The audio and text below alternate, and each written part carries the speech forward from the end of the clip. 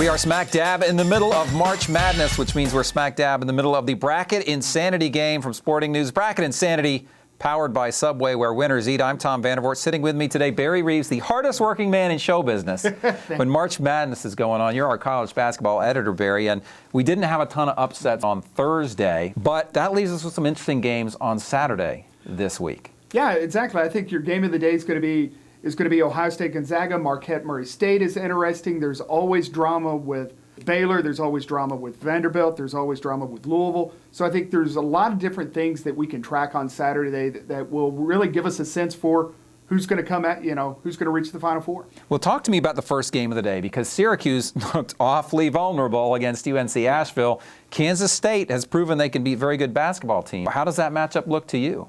Well, Syracuse is the biggest problem, and there is real reason to worry, and it's not just about Fab Melo not being there, is that no number one seed that has won the national championship has failed to win its first-round game by fewer than 10 points. So Syracuse is starting, they're not just vulnerable on, in your mind's eye when you see the game, they're vulnerable on paper too. History tells us that a team that struggles like they did in the first round won't be there in the championship game. Can Kansas State take them down? I mean, how realistic is that they lose in this round? It's really going to come down to Rodney Magruder. Can he make enough shots against that zone? Can he get enough good open looks?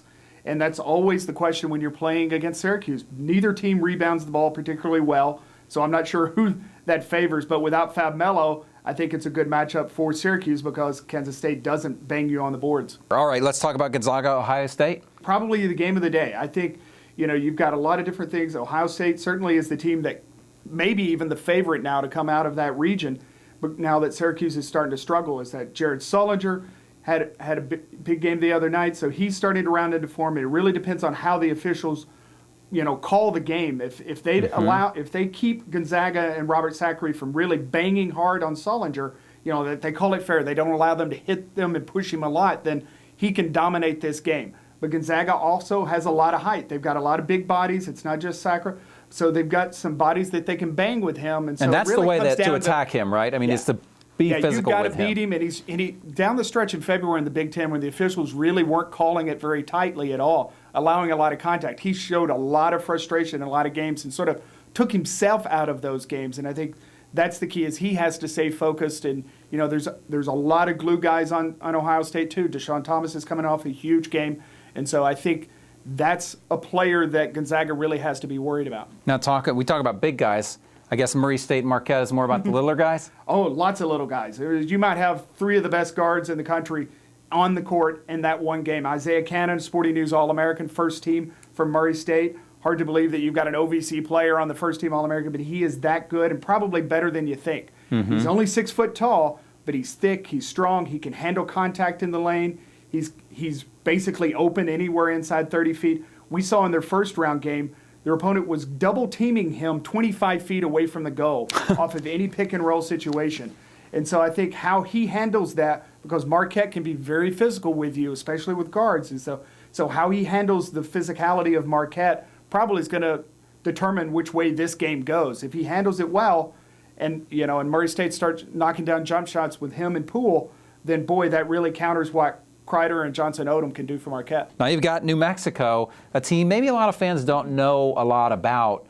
What are their chances in this particular game? How would you match these two teams up? It's really going to come down to, I think, is how Louisville can approach defending Drew Gordon. He's the best player on the floor. New Mexico. I know that's hard to believe that New Mexico has the best player on the floor, and he is probably the only surefire NBA player in this game. You think of Louisville and you think of, wow, all of the great pro players that they've produced. I'm not sure there's an NBA player on the Louisville roster, and that's including Peyton Siva, who's had a great run through March so far. And he was incredible in the Big East tournament.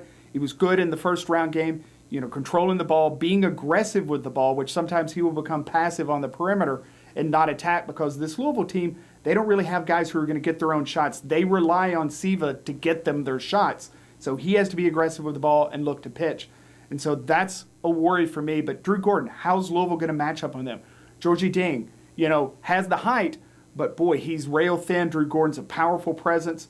And Ding does his best work off the ball, coming as a help defender. So, do you... Right, match straight up one-on-one might be a tough... Does Pitino put, Shane Bohannon, the freshman, on him? but then he's going to be giving up 4 inches in the post. And so, can Dean get there in time to really affect this game? I mean, Drew Gordon, I think if Louisville goes man-to-man, he could have a 20-20 game. Right. Could be a matchup problem for them. All right, a lot of good games, Barry. I know you are so busy, man. I want to thank you for coming down. Anytime. Breaking it down for us. These picks, obviously, the great information to help you with your Bracket Insanity picks. Bracket Insanity, of course, our March Madness game, powered by Subway, where winners eat. I'm Tom Vandervoort for Barry Reeves, and we will see you next time.